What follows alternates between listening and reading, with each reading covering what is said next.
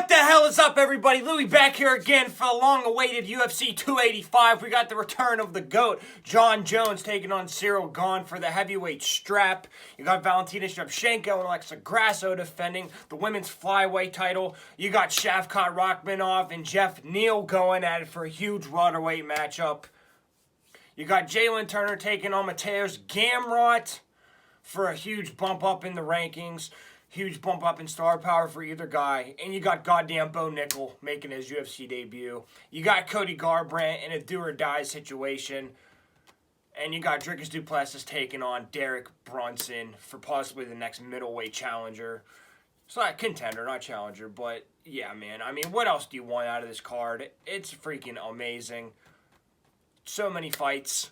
Let's just get right into it. We'll get into storylines later. 155 pounds. Men's lightweight, you got Esteban RIBOVICS, the Gringo, taking on Loik RADZHABOV, Jaguar Paw. Just based off nicknames alone, this fight's going to be crazy. Esteban took on Thomas Poole, his last fight on Dana White Contender Series. He's making his UFC debut here. Both guys are. In the first round, he goes for a hook flurry immediately, but then he gets countered. You know, gets kept off of him. But then he gets pressed back, eats some hooks in, an overhand. But he backs up, lands a jab, then a right cross, gets a KO immediately. So, seems like a do-or-die type of guy. He has 3-round wins in his on his record, but also a lot of first-round finishes. So, and then Loik RADZHABOV took on Zach Zane his last fight. This was an Eagle FC. He's also gone 5 rounds in the PFL. In the first round, he lands an overhand to a clinch and a body lock trip off the fence, gets around the back, standing, lands some nasty knees. He's able to escape the Kimura, and then he's able to get a standing guillotine submission, just pulls it, goes right to his back, and gets it. So I like seeing the confidence out of that. Loik minus 250, Esteban plus 210. Loik is coming in on short notice, granted. You know, I just like Loik's experience a lot more. Esteban seems like a first round or die type of guy. Loik, like I said, 5-round loss in the PFL, but still fought for $1 million. That's pretty impressive. Just seems like Loik is a bit of the more complete fighter. Don't like the short notice. 250 might be a little steep. Esteban could certainly find that big shot, but I'm going to go with Loik here. Seems like a safer play. We'll see, though. It's first fight of the night. Could go either way, but I like the favorites usually. Second fight of the night, 135 pounds, men's bantamweight. You got Damon BLACKSHEAR taking on Farid BASHARAT, second of the Bash Bros. BLACKSHEAR took on Yusuf Zalal his last fight. First round, he lands some leg kicks, but then he gets taken out with the double. He uses a leg lock to take his back, though. Pretty sneaky stuff, not going for the submission, using it to get a better position. Second round, he presses with some straights, gets a double off the fence, and he takes his back. He slides off, but he gets put in a body triangle, but then he's able to shift the lock and reverse the position. Can't really hold him down there, still getting out of body triangle is impressive. He's able to get on the backpack from the clinch, and then he's just able to pummel his way through there. Pummeling gets the backpack. In that third round, he eats some jabs and a flurry on the fence, and he just kind of shells up. I don't like that. But then he shoots a desperate single, gets stuffed, and then he gets dropped with a flurry and a body kick. So definitely hard fall off in the third round there for him. Farid took on Alan Bagoso his last fight. In the first round, this is in a contender series. He lands some leg kicks at range, and he backs out of the hook range. And he just kind of circles around. He lands some jabs off of his blitzes, though. Gets a snatch single, and then he's able to use a leg lock, and gets in a full guard ground and pound, able to stuff that submission attempt. In the third round, he lands a jumping knee in a 1-2 to a snatch single, gets in a half guard, lands some furious ground and pound there, pretty bloody. Third round, he lands some jabs at range, and then he rips the body and the head, gets a snatch single and a half guard ground and pound. So he just had his go-to move, and he kept going to it, didn't really play any games. Farid minus 450, Damon plus 360. I'm going to go with Farid. Don't like the contender series fade, but yeah, don't like the line, but, you know, Farid, he's a Basharat, bro, and he has a very complete game. Damon hasn't really fought in a little while, and he falls way off in the third round, and Farid turns it up in the third round. I'm going to go with Farid here. Seems like a safer bet. Third fight of the night at 115 women's strawweight. Jessica Penne taking on Tabitha Baby Shark Ricci. Penne took on Emily Ducote her last fight. In the first round, she stalks with the jab, but then she walking through some leg kicks the whole time, and she gets very damaged throughout this fight, especially by the third round. She pulls in for the tie clinch, lands some knees, and then she lands an elbow in there, but then she gets countered with the right cross at range. Then in the second round, she eats a left hook off of a 1-2, but then she lands a 1-2, shoots a double, gets stuffed a little too far out. Then in the third round, she gets really hurt with some calf kicks, like you can see, stops her movement. Then she gets rocked to the right cross, but then she's able to land a step in right there toward the end there. So got a little scrappy at the end. Tabitha Ricci took on Polyana Vienna her last fight. She's able to walk through the strikes, shoots the double, and then she's able to stand up from the armbar. Doesn't want to get caught in submission, so pretty smart there, but still able to score the takedowns. Then she gets in a full guard, doesn't land a lot of ground and pound, but still getting that dominance on the 3Ds. And then in the second round, she blitzes. She's too short. She kind of backs out, but then she stalks and she feints to throw some strikes up to distract her, and then she's able to shoot the blast double and secure that for the rest of the round. Third round, she gets a body lock to the fence. She feints the blast double off the fence, and then she's able to finish it with the inside trip there. So she has a second movement to go to with that chain wrestling. That's where people really score takedowns. But then she gets pancaked off the double, but then she's able to reshoot, comes off her knees, secure that double leg. Not the most entertaining fight, but, you know, she can win rounds. Tabitha Ricci minus 305, Jessica Penne plus 255. I'm going to go Jessica Penne just because it's lower level women's MMA. And Tabitha Ricci seems like she could just be chasing for the takedown the whole time. Jessica Penne might be able to defend, might be able to get her in the clinch, land some nasty knees. Tabitha Ricci might be able to score a takedown off there. Seems like she has good cardio, but, you know, Jessica Penne's been around for a while. Yes, she's 40, but I don't know, man. Minus 305 in Tabitha Ricci I don't feel comfortable with. I'm going to go Jessica Penne. Anything could happen. Fourth fight of the night, 135 pounds, men's bantamweight. Martinez taking on Cameron Saaiman. Saaiman, young buck, let's see how he does. Martinez took on Brandon Davis his last fight. First round, he ducks a jab, looks for some hooks and overhands. He eats some leg kicks at range, though. Then he lands a check left hook when he's getting rushed. Second round, he lands a body kick, rips the body, and lands a cross to the head. He's able to defend his single leg attempt, but then he eats some leg kicks, but then he lands a right cross at range. He eats some combos at range, which kind of has his hands down. Don't like that. He's a little wild boy. But then he's able to grab the wrist off a jab, and he lands a left hook, and then he drops him with a back fist out of nowhere. James Krause is telling him to quit fucking around, and that's what happens when he doesn't fuck around. Third round, he eats a cross on the fence, but then he ducks the straight, and he gets around his back on the fence, but then he gets doubled from the clinch position. At the end there, kind of fell off in the third round. Great second round, though.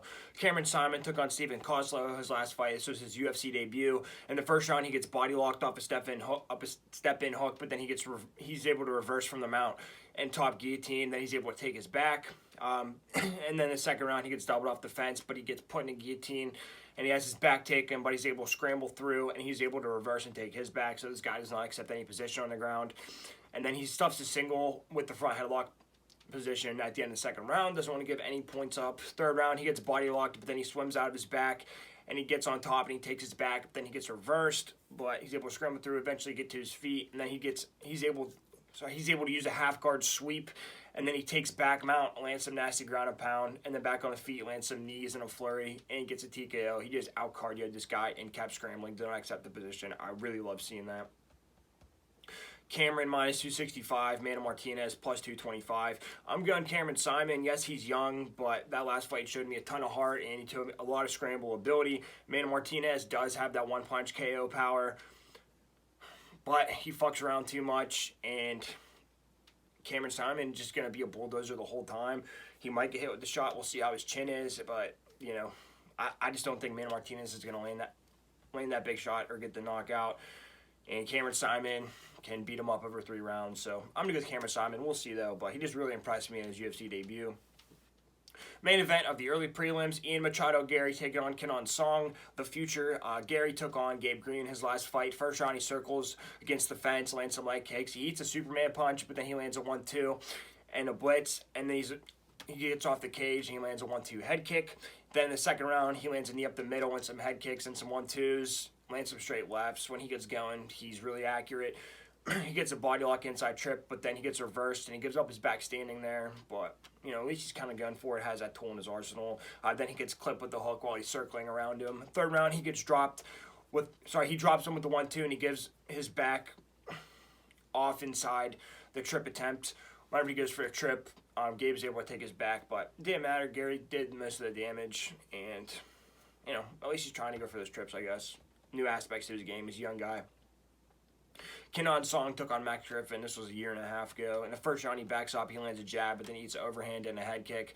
And then he gets blitzed with blitz to the body and the head. Then he lands a step-in overhand and a body kick. But then he eats a right cross off of his leg kick. And then a 1-2 gets KO'd. So, you know, Max Griffin hits like a truck, but, You know, not a great start. Actually, it was like 2 years ago. This was like UFC Vegas 20 or something like that. Kenan Song plus 530. Ian Garry minus 730. To be honest, I have faded Ian Garry a lot, but his last fight impressed me. He's not maybe the best finisher. Doesn't go after people, but I mean, his game plan, he stays on his bicycle and he lands accurate shots, and he can hurt people if he gets going. And, you know, Kenan Song coming off a big knockout like that. I'm going to go with Ian Garry. I don't like the price, but what we're going to do is Ian Garry, I was just going between decision or KO. I think he can knock out Kenan Song. He doesn't necessarily chase a knockout, but Kenan Song's chin's not great, and Ian Garry's in a position where he really needs a knockout. I think he knows that. I'm going to go KO minus 150, but the whole fight to go over 1.5 rounds, minus 130, I think that's a good bet. So save you some money there, but I'm going to go with Ian Garry on this one. First fight of the regular prelims, 185 pounds, men's middleweight. Julian the Cuban, Mr. Crisis. Marquez taking on Marc-Andre, the power bar, BRRIAULT. Marquez took on Gregory Rodriguez, his last fight, RoboCop. In the first round, he eats a 1-2 at range. Then he gets pressed with the overhand, and he eats a right cross. But then he lands some leg kicks, and he lands a hook at range. But then he gets dropped with a straight left and gets backpacked for a quick second. But he's able to defend that. Decent in the grappling exchanges. But then he eats a hook to the body, but he lands an overhand left and then a hook. But he misses with his wild overhands. He's getting a little desperate, and he's hurt at this point. He's kind of stumbling over himself. And then he gets dropped with the 1-2. Then he gets dropped with the right hook in a firefight, and he eats a flurry, and he gets KO'd with some brutal right crosses from Gregory Rodriguez. But it is what it is, dude. RoboCop is RoboCop. BRRIAULT took on Anthony Hernandez, his last fight. Coming in on short notice, I believe. In the first round, he eats some jabs in a 1-2 at range, but then he gets taken down with the crackdown off of the fence. He tries to go for the backpack whenever he's getting taken down in that scramble. Doesn't work out for him. Should have just defended. But then he lands an uppercut and an elbow in the clinch. He gets doubled off the fence. He eats a flurry on the feet, and he's not able to get free. Just cannot get out of that situation. Just keeps getting a bunch of shots there. And then in the second round, he lands a right cross, but then he gets taken out with the single off the fence, and then he gets his back taken from there. But he's able to work back up to his feet, use the fence, and then he jabs, lands a 1-2 in the pocket. Third round, his kick is caught, and he gets taken down, and he gives up his back, but then he gets submitted with an arm triangle, and they call him power bar, but Hernandez cardio is just too much for this guy. BRRIAULT minus 150, Marquez plus 130. I'm going to go with Marc-Andre here. I think his cardio, and not as good as Hernandez. I think it's better than Marquez's. I think his ability to go 3 rounds and his ability to turn up his activity over 3 rounds is going to hurt Marquez. Marquez is dangerous. He has some big power. He can catch people in submissions, but after the first round, I just see this fight going in Mark's favor. I'm going to go with Marc-Andre BRRIAULT here. Second fight on the prelims, 125 pounds, women's flyweight. Viviane Araujo taking on Amanda Ribas. Big matchup. Ribas trying to get back on track here. Trying to fulfill the image of the young prospect we thought she was. Viviane Araujo took on Alexa Grasso, who's fighting later tonight. First round, Alex is landing some 1-2s at range, but they both start trading some hooks in the pocket, and then Alex lands a left hook, and Viviane lands some overhand. She's too far out, though, and she shoots a blast double, but it gets stuffed just too far away.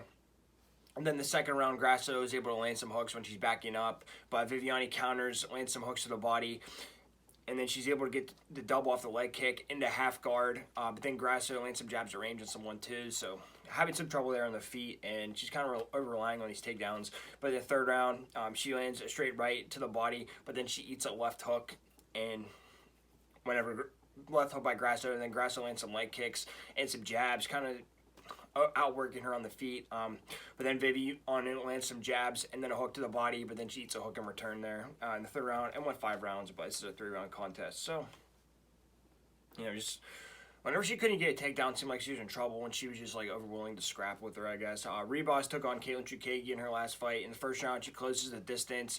She's able to get the headlock almost immediately. Doesn't do much with it, and then she eats a 1-2 whenever she's coming in, but then she pressures and she backs out of some spin attacks from Chookagian. Second round, she eats a 1-2 and a jab, but then she feints the step in clinch, and then she gets a headlock into half guard. Actually lands some ground and pound here, and then back on the feet, her hands are wide, just like, I don't know, she's a little crazy on the feet. But then whenever she's coming in, she eats a nice cross from Chookagian. Then in the third round, she gets kept at range with some straights. And then she shoots a double, but it gets stuffed just way too far away. She ducks the 1-2 to the double, but she's not able to hold her there. And then she lands some blitzes toward the end there, and they both kind of do. So Pretty close fight. They gave it to Chukagian. You're not going to beat Chukagian in the decision. Ribas minus 120. Viviane Araujo plus 100.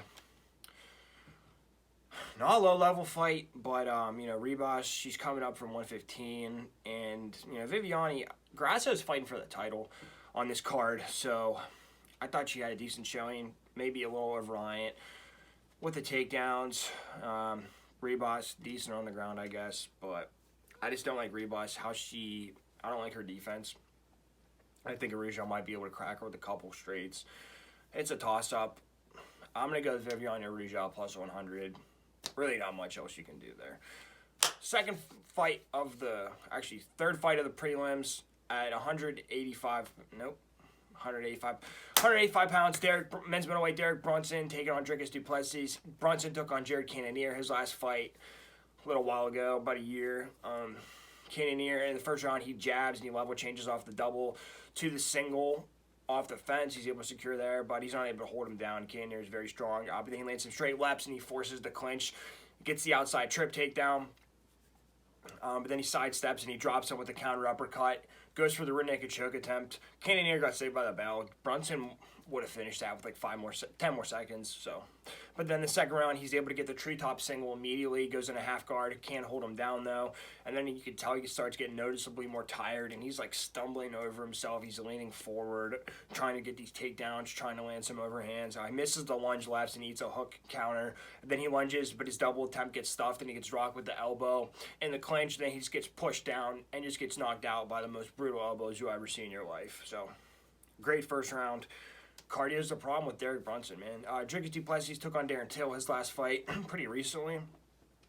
It's in, it's in January, I believe.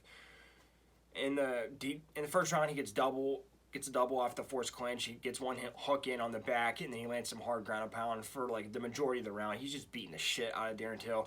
He's able to get the body triangle, grabs the cross wrist, lands some more ground and pound, but his kick is caught, and he eats some ground and pound, but then he gets up. He's able to get the double leg.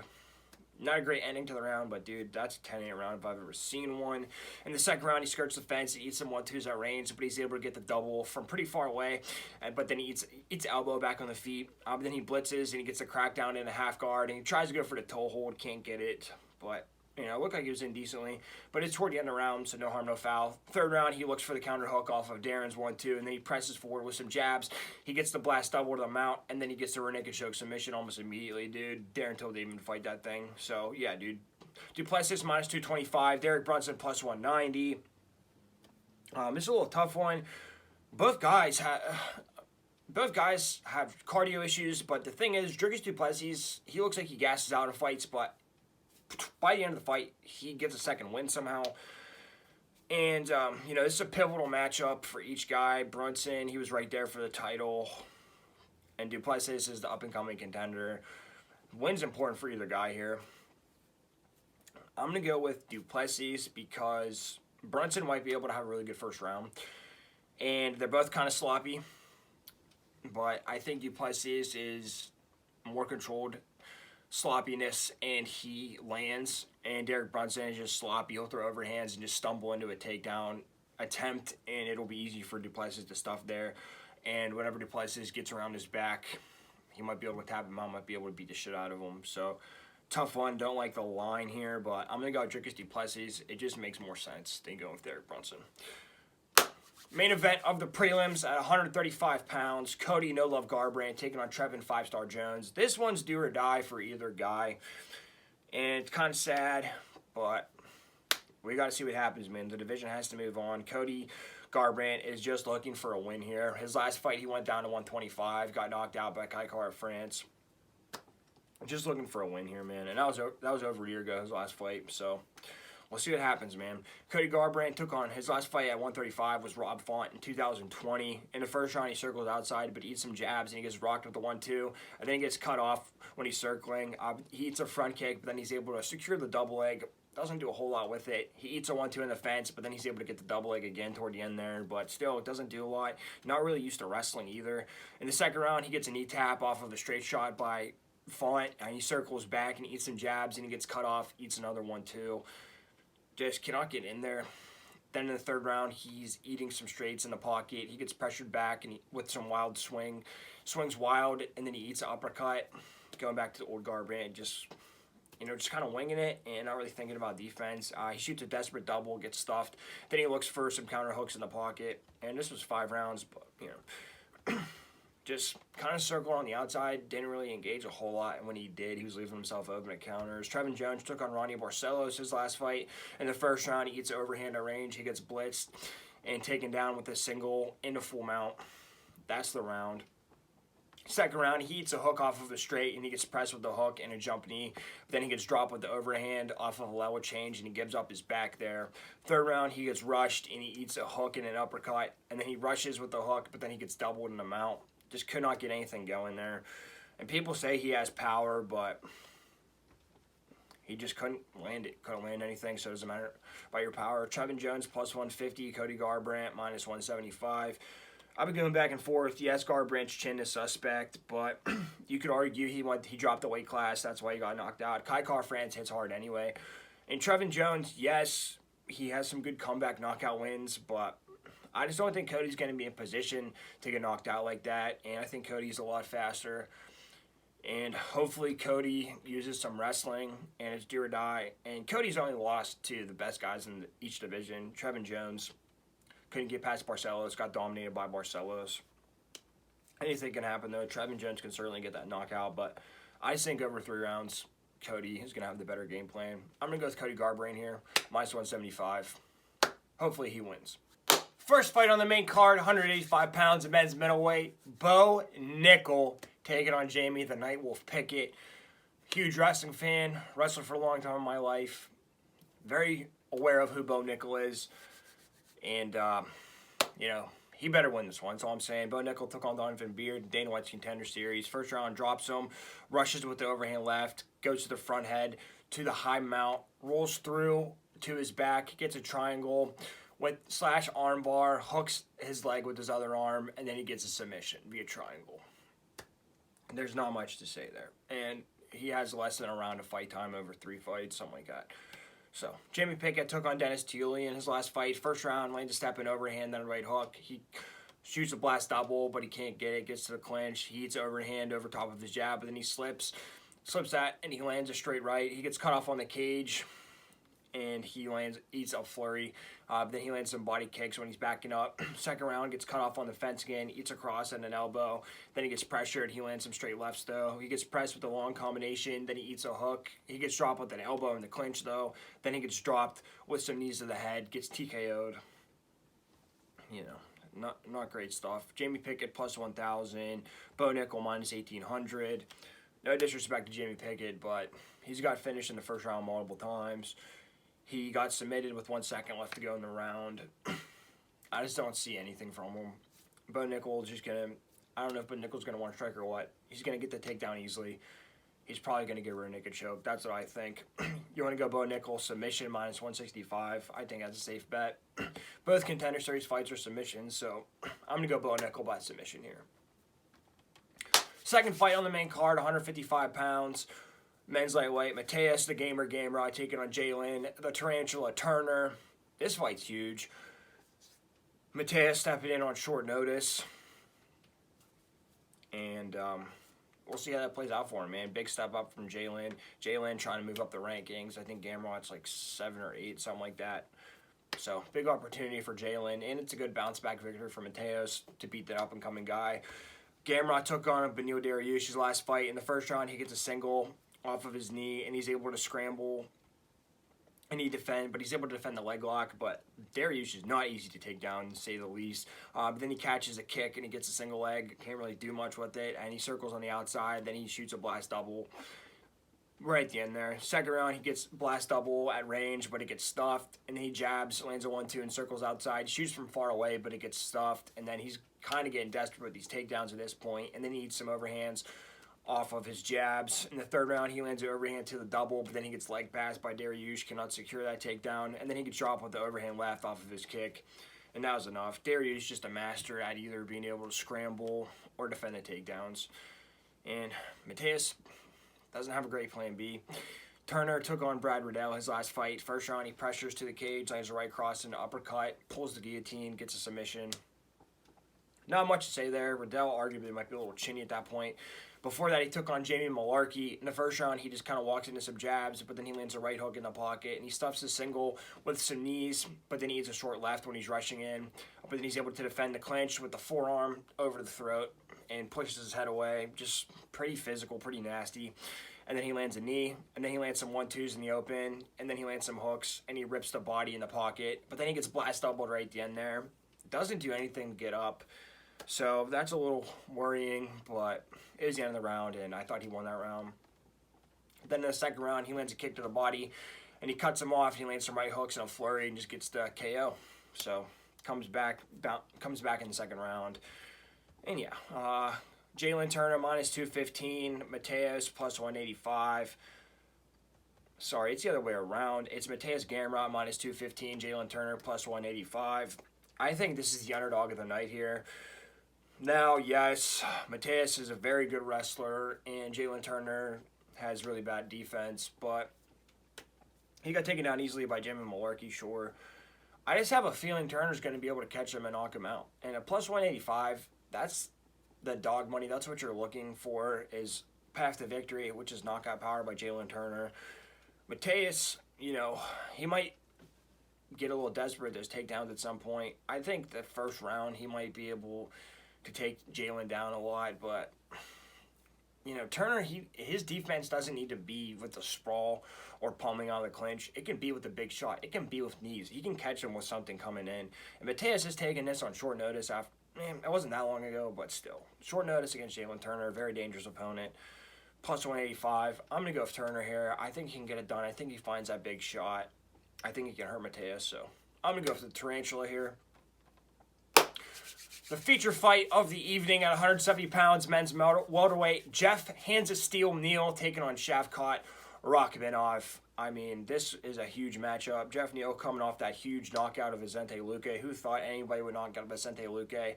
And Rakhmonov coming off of that dominance and that submission of Neil Magny. And if you beat Neil Magny, you're legit. That's how that goes. So Jeff Neal took on Vicente Luque. In the first round, he lands a leg kick and then a straight left. He lands some straight combos when he gets pressed, and he rocks him with a straight left. Then follows up with a flurry, smells blood in the water. Then at the end, he drops him with the right cross off of Luque straight. This second round kind of slows down a little bit. He eats some jabs on the outside, but he's able to block the body kick, and he gets the single leg attempt, but he's not, or gets the single, finishes it, but he can't hold him, can't do much with it. But then he lands some elbows in the clinch at the end, but just really slowed down in the third. Then in the second round, and then in the third round, he lands a right cross in the pocket, and he gets some space, lands a straight left, and then he rocks him with a 1-2, and then an uppercut flurry. He lands like 7 or 8 uppercuts on this man. Then he follows up with the 1-2, gets the KO. Finally knocks out Vicente Luque, but it took him how many uppercuts? Great stuff, great performance from him though, man. Because wasn't looking too good before this fight, honestly, and that got him right there into the contendership of the rankings. Shavkat Rakhmonov minus 490. And, Shavkat Rakhmonov took on Neil Magny his last fight. In the first round, he catches a kick, pushes him down into half guard. Knee on belly, transitions to mount, goes back and forth. Doesn't do a ton of ground and pound. But then, that second round, he lands some jabs, and he catches the kick to the clinch, gets the inside trip into half guard, and then he looks to take his back, and he kind of threatens the Dars on top. But then he just pulls the guillotine and gets a submission with like 10 seconds left to go in the round. Very sneaky, very brutal stuff there. Shavkat Rakhmonov minus 490, Jeff Neal plus 390. I'm going to go with Shavkat here. Jeff Neal obviously hits very hard, but his career, I mean, he lost to Neil Magny. He got clinched up by Neil Magny, and Shavkat just ran through Neil Magny. I know you can't do MMA math, but... And Luque, my theory on that was Luque's chin was gone, and he didn't know it. Luque didn't know it. I don't like the price here, obviously, but I think Shavkat's the truth. And Neil Magny, I mean, his defense isn't that great. And he has to hit him with a big shot. I mean, he's going to have to stuff those takedown attempts. And, you know, he got clinched up by Neil Magny a lot. And I think Shavkat's just going to be able to clinch him up eventually. Shavkat's going to take his time. Might not even be a finish, but I just think Shavkat has more ways to win. Shavkat can't strike with him. He just can't get hit with a big shot here. I'm going to go with Rakhmonov. Minus 490 is a lot. Rakhmonov by submission, I think there's a good chance that happens. Plus 180, get some extra money there. But the whole fight to go over 1.5, minus 155, I think that's the safest bet. I think they're going to feel each other out. Shavkat's definitely going to respect the power. I think Shavkat rides here, though. The co-main event of the evening at 125 pounds, women's flyweight for the title. Valentina the Bullet Shevchenko taking on Alexa Grasso. Alexa Grasso, young buck, trying to make a name for herself. You know, this is a lot of questions going into this. Shevchenko, a lot of people thought she lost against Tyler Santos. Is she the same? Is she falling off? And to be honest, I don't know if Grasso really earned a title shot per se. She was on a great winning streak, but... And then we just had Aaron Blanchfield dominate Jessica Andrade a couple weeks ago, so people are kind of looking past this fight. But, you know, it's a title fight.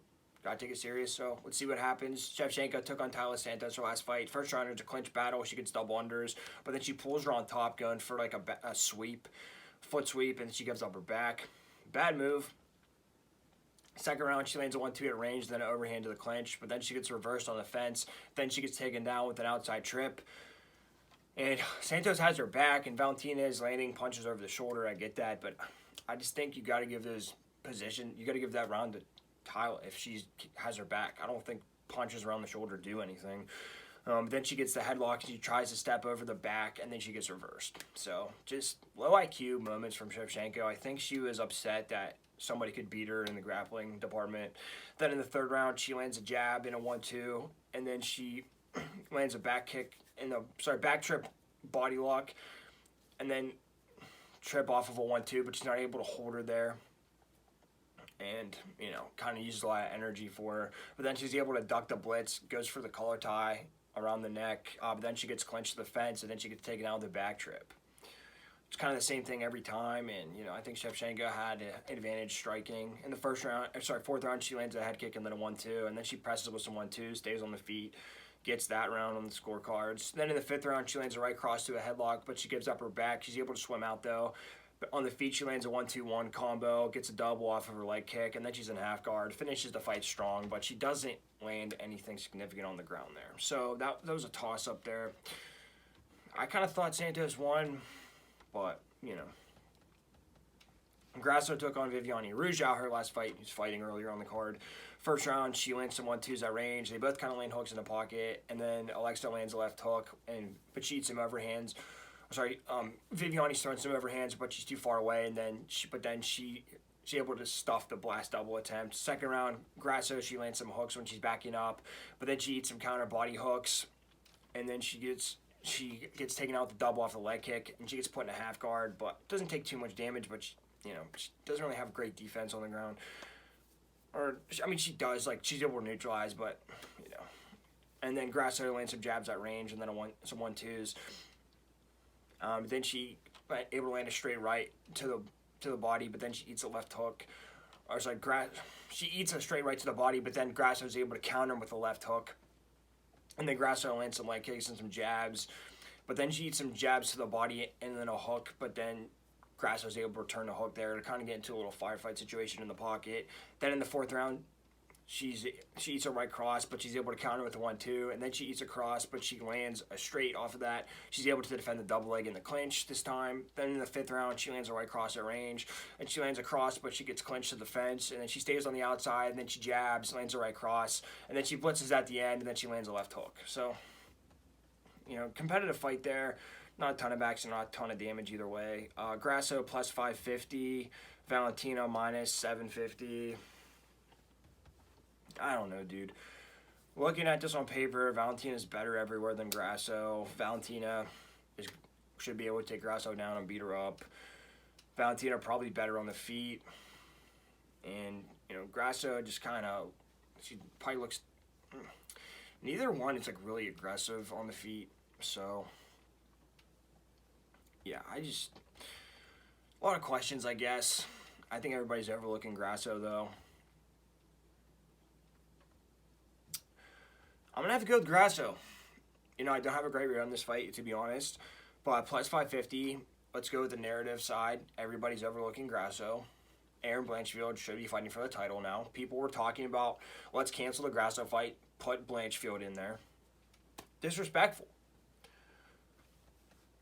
And Grasso might be able to stand in there and scrap it. They might get us some pocket exchanges. Grasso might be able to get the better of those. Grasso might be able to inch it out. Maybe Grasso gets out of the clinch. Maybe Grasso breaks right off, doesn't stay in the clinch with Valentina, doesn't get taken down. Maybe she does get taken down. Maybe she throws up a submission or something. She's able to defend enough. I don't know, man. Maybe Shevchenko is falling off. I don't know. But her last performance wasn't great. I know she said she hurt her foot. But who knows, man. I just know, like, a lot of times when people overlook somebody, that's when they get the victory, especially at women's. Like, think about Nunes and Pena. So, I'm going to take a shot. I'm going to go Flex Grasso. I don't care. I know Shevchenko is on paper better than everywhere. But you don't know until they fight. I'm going to go with Grasso, plus 550. Huge payday. The whole fight to go over 4.5, though, plus 120. You know, call me crazy, but we'll see what happens, man. It's a fight. Main event of the evening, the one we've all been waiting for over 3 years. 265 pounds men's heavyweight for the vacant title. Cyril, the French Prince, Gane, taking on Johnny Bones Jones, arguably the GOAT. Jones took 3 years to bulk himself up to heavyweight to get this fight. You know, and I can't believe we're going to see it, but we're going to see it. And it's just hard to get a reading on this fight. There's so many unknowns. But let's try our best. Gane took on Tai Tuivasa his last fight. In the first round, he lands some body kicks at range, lands some jabs on him. He gets pressed, but he leans forward with a jab, and he's open to a counter blitz from Tuivasa. Doesn't really get hit too hard, though. And then the second round, he lands some jabs backing up, but he gets clipped with the hook. But then he makes contact with a double. He's not fully committed to it, though, but he's able to come out of there, and he slips the hooks, and he looks for the jab in that instance. But then he lands a face palm / jab, and he gets dropped with the right hook off of there. Tuivasa was waiting for that shot. But he's able to block the hooks, and he rocks him with some body kicks. And then he starts landing some knees to the body and then some hooks to the body. But he got hurt pretty bad there, but, you know, at least he can take a shot.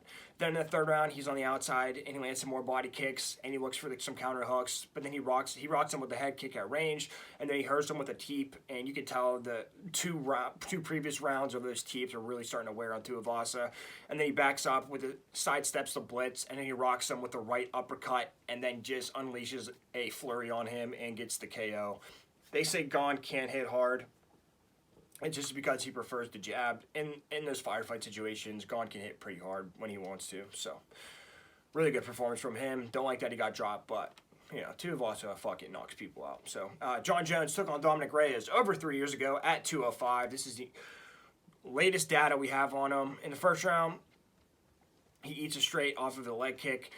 And he shoots a double attempt. He gets stuffed and he eats some hooks for his troubles. Then he eats some head kicks at range, but then he gets pressed back with some crosses. Reyes was really aggressive. That was his game plan, for at least for the first 3 rounds.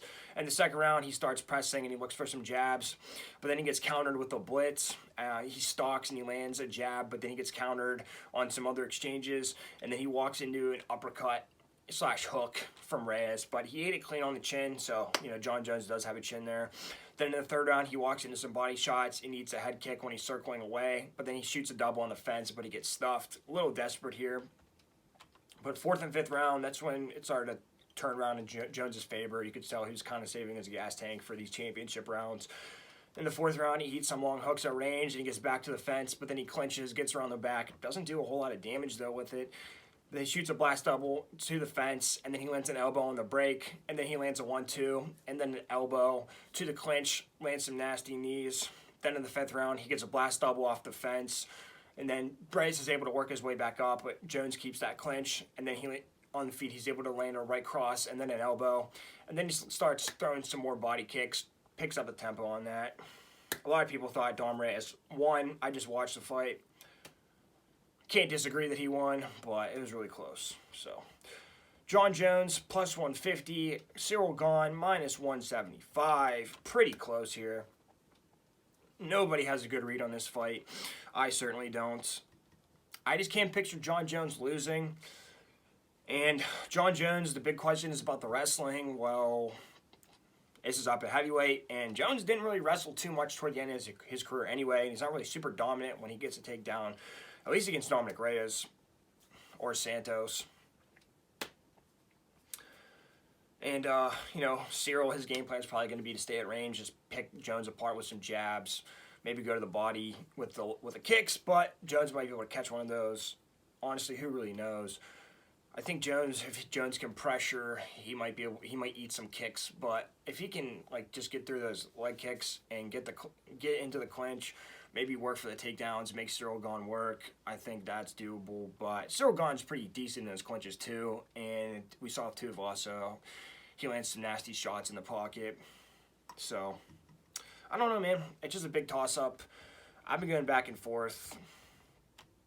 Cyril his game plan might be to blast leg kicks because Jones' legs are small, but people have been kicking Jones's legs, and he seems to be all right. So, who knows? I'm going to go with Jon Jones. I just can't picture him losing. I think it's going to be a knockdown, drag him out fight. Maybe not a lot of damage, but I think it'll go 5 rounds. But, I don't know. Let's have some fun. I'm going to go with Jon Jones if he wins. It'll be pretty cool. So, I'm going to go with Jon Jones here. Minus 175. We'll see. All right, everyone. Thanks for riding with me. Appreciate it. Like, share, subscribe. Instagram, Twitter, Snapchat, all that stuff. Leave me a comment. Let me know. Share your thoughts. Crazy card. Don't really know how it's going to go. I did my research. So, hopefully we win. I think we're going to win some money. I'm just excited to see the results. Let's see some upsets. Let's see some violence. And let's see some profits. Good luck, everyone. And enjoy this amazing card.